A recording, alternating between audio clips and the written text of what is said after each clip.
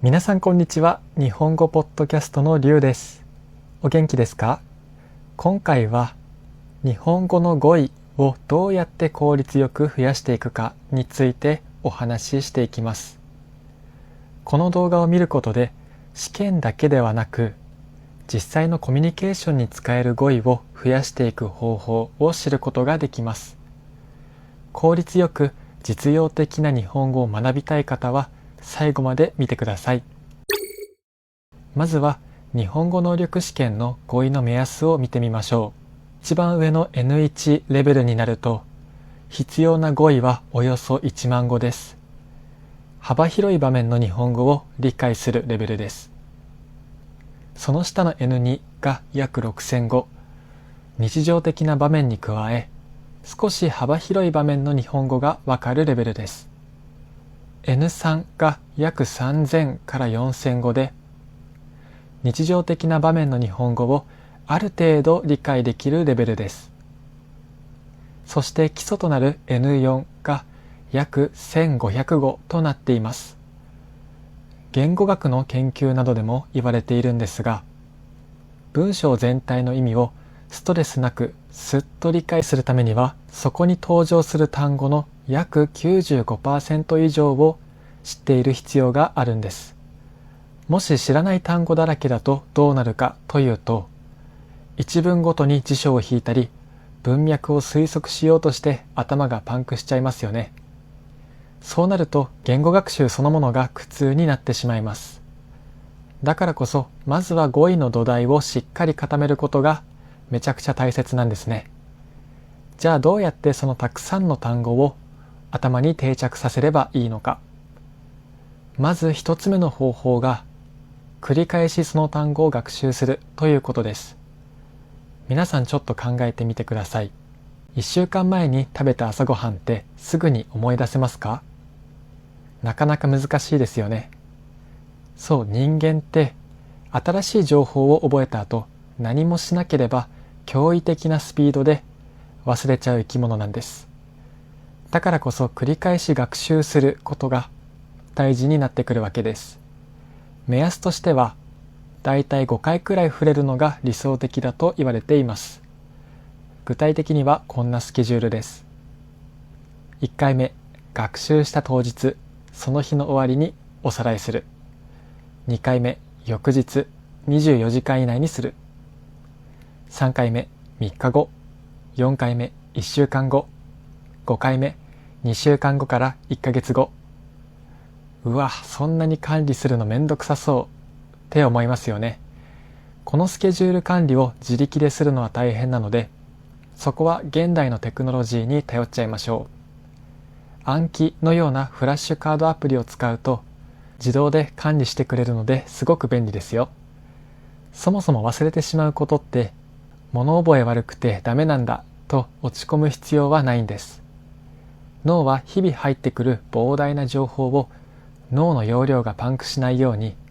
自動できれいに整理整頓してくれているんですね。しかしあまり重要でない情報は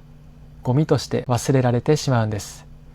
だからこそ本当に定着させたい大事な情報、例えば日本語の語彙や知識は忘れてしまう絶妙なタイミングで、これはゴミじゃないよ、大事なデータだよと脳に何度も教えてあげる必要があるわけなんです。忘れちゃっても落ち込まずタイミングよく復習する。このリズムをつかめば語彙力は確実に自分のものになっていきます。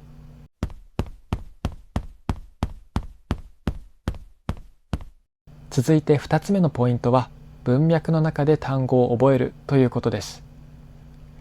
外国語を勉強するときによくやりがちなのが単語帳のリストを使って単語単体で丸暗記しちゃう方法なんですよね。でもこれって実際の会話や読み書きの場面ではあんまり役に立たなかったりするんです。だからこそ大事なのが文脈や例文とセットで覚えるっていうことなんですね。例えばかけるという言葉、これ日本語の中でもめちゃくちゃいろいろな使われ方をする代表的な言葉なんですが、もし単語単体で覚えていると大変なことになります。例えばメガネをかけるときにはかけると言いますが、椅子に座るときは腰をかける、料理に醤油を足すときは醤油をかける、友達に電話をするときは電話をかけると言いますよね。これをもしメガネをかけるのイメージだけで覚えていると、電話をかけるの意味がわからなくなったりしてしまうんです。ここで文脈や例文の出番です。朝起きてメガネをかけるとか、椅子に腰をかけるとか、友達に電話をかけるというふうに、その言葉がどんなシチュエーションでどんな言葉と一緒に使われているかをセットで覚えるんです。そうすると言葉のニュアンスまで丸ごと頭に入るので、いざ自分が話すときに迷わず自然にすっと口から出るようになるんですよね。それから文脈や例文と一緒に覚えるもう一つの大きなメリットは、記憶への定着率が段違いに良くなるということです。人間の脳ってただの文字の羅列よりもストーリーや情景と一緒にインプットされた情報の方が圧倒的に忘れにくいようにできているんですよ。例えば約束を破るという言葉を覚えるときに、ただ単語を覚えるよりも、友達との大切な約束を破ってしまってすごく後悔したというちょっとしたストーリーや具体的な例文と一緒に頭に入れた方が、あの時焦ったよなというイメージや感情と一緒に記憶に残りやすいんです。単語帳の例文で覚えてもいいですが、もし自分で例文を作る余裕があるなら、自分のリアルな日常や感情に結びつけた自分だけのオリジナル例文を1個作ってみるのがめちゃくちゃ効果的ですよ。やっぱり人間、自分に関係あることや感情が動いたことの方が絶対に覚えられますからね。まとめると、単語は単体で覚えるのではなく、文脈や例文の中で覚えることが大切です。これが単語を使える知識として身につけていくための一番の近道なんじゃないかなと思います。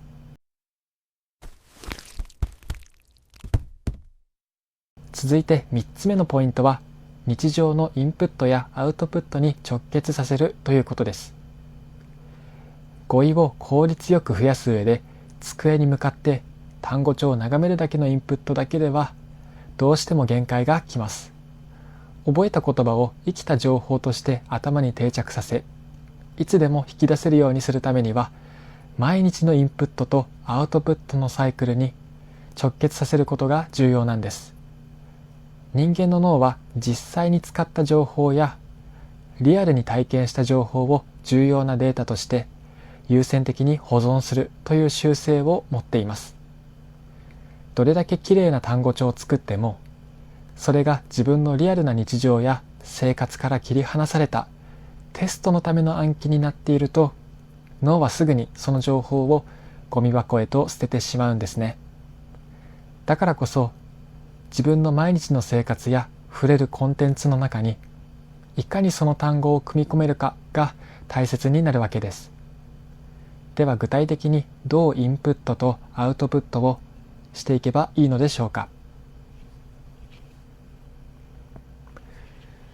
まずはインプットからお話しします。皆さんにお勧めしたいのは、アニメやドラマ、ニュース、あるいは自分の趣味に関するポッドキャストや YouTube といった生きた日本語を日常のインプット源にすることです。自分の興味や日常の娯楽を学習にしてしまうのがおすすめです。さらに聞こえてきた音を追いかけて発音するシャドーイングを取り入れると、耳からのインプットと口の筋肉の動きが連動し、記憶に定着しやすくなります。耳で聞き、口で発音するという刺激が脳を活性化させてくれるんです。次にそれをどうアウトプットに直結させるかというステップです。インプットとして、なるほど、わかったとなった言葉は、その日のうちに、あるいは翌日には必ず自分の手や口から外へ出してみる必要があります。一番手軽で効果的なのは、今日あった出来事を学んだ語彙を使って日本語で日記に書いてみるということです。例えば、新しく落としたという言葉を覚えたなら、今日駅の改札で切符を落として焦ったというふうに、その日実際に自分が体験したエピソードにその単語を無理やりでもいいので組み込んで文章を作ってみるんです。また、もし日本語を話す友達や言語交換のパートナーがいるなら、今日新しく覚えたこの言葉、早速会話の中で使ってみようと意図的に口に出してみるのも最高のアウトプットですね。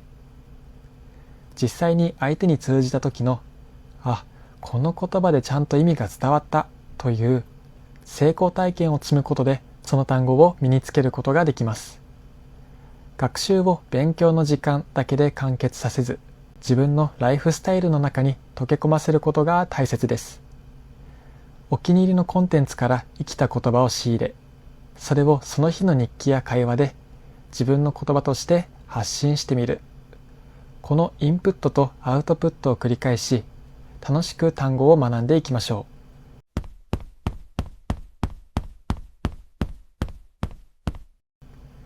続いて4つ目のポイントは、優先度の高い語彙から学習するということです。日本語には日常会話からビジネス、アカデミック、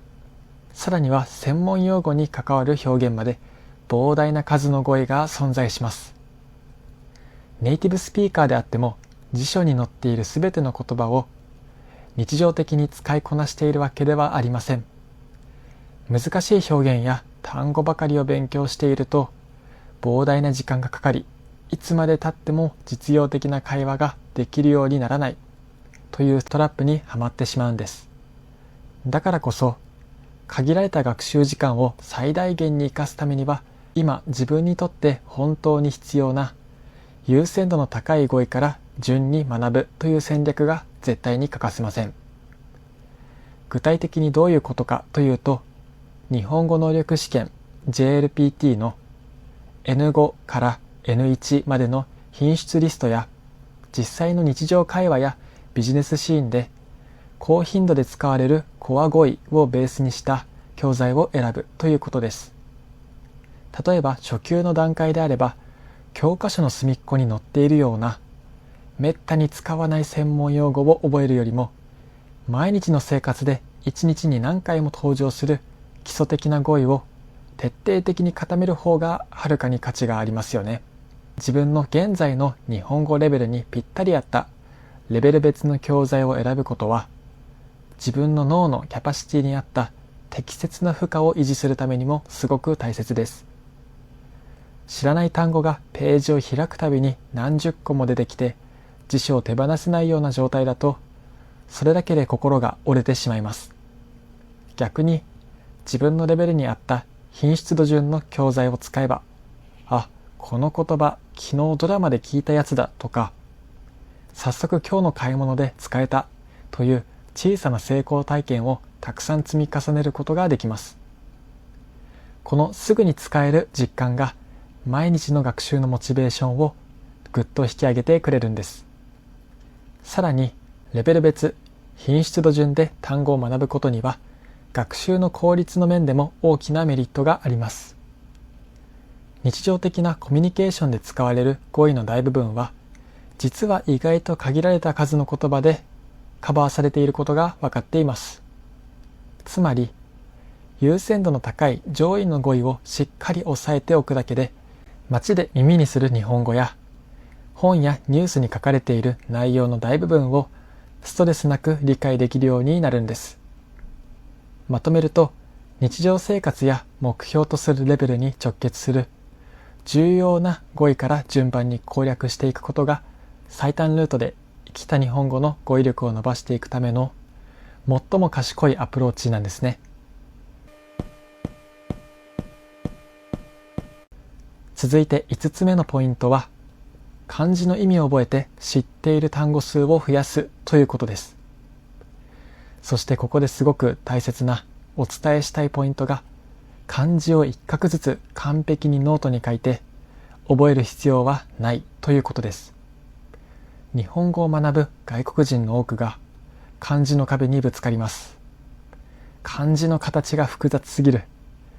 何回も書いて覚えるのが苦痛で手が痛いと漢字の書き取りだけで挫折してしまう人も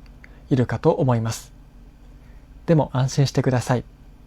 現代の私たちは手書きで何千字も書く必要なんてほとんどありませんし、語彙を効率よく増やすという目的において漢字の書き取りをひたすら繰り返すことは実はあまり効率が良くないんです。ではどうやって漢字と付き合っていけばいいのでしょうか。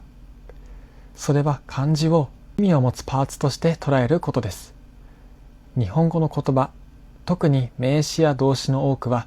漢字の組み合わせ、熟語でできています。例えば車という漢字を考えてみましょう。自動車、電車、自転車、駐車場。車がつく言葉には必ず乗り物やその関係する場所という意味が含まれていますよね。このように一つ一つの漢字が持つ基本の意味をパズルのピースのように頭に入れておくと、ものすごい魔法が使えるようになります。それは全く見たことがない新しい単語に出会った時も漢字の意味から大まかな意味を推測できるようになるということです。例えばもしあなたが病院と院長という言葉を知っていて、新しく医院という言葉に出会ったとします。医は医療や医者のこと、院は建物や施設を意味する漢字だと知っていれば、わざわざ辞書を引かなくても、あ、これは医療関係の単語かなと推測がつくわけです。この推測力が身につくと、知っている単語数が一気に何倍にも爆発的に膨れ上がっていきます。これが漢字を学ぶ最大のメリットなんです。だからこそ、何度もノートに文字を書き殴って覚えるような非効率的な勉強法は思い切って手放しましょう。それよりもスマホやパソコンの予測変換機能に慣れ親しみながら、目で見て漢字のパーツの意味を理解し、それがどんな熟語を作っているかを知るというインプット中心のアプローチに切り替えるのです。例えばフラッシュカードアプリを使うときも、漢字の書き順をテストするのではなく、この漢字の組み合わせを見たときにパッと頭の中で意味がイメージできるかを確認するだけで十分です。まとめると、漢字学習のゴールはきれいな文字をノートに書けるようになることではなく、漢字という強力なパーツの組み合わせを武器にして、知っている単語のネットワークを効率よく何倍にも広げていくことです。漢字の持つ意味の面白さを味わいながら語彙力を鍛えていきましょう。さて今回は日本語の語彙を効率よく学ぶための5つのポイントについてお話ししてきましたが、いかがでしたでしょうか。語彙の勉強ってついつい机の上だけで完結させがちですが、言葉は人とつながるための最高のツールです。完璧を目指して途中で息切れしてしまうよりも、今日ご紹介したような効率的なコツを一つでも取り入れて、楽しみながら日々の生活に日本語を取り入れていってくださいね。あなたの日本語学習がもっと楽しく、もっとスムーズに進むきっかけになればとっても嬉しいです。それでは今回のポッドキャストはここまで。また次回のエピソードでお会いしましょう。バイバイ。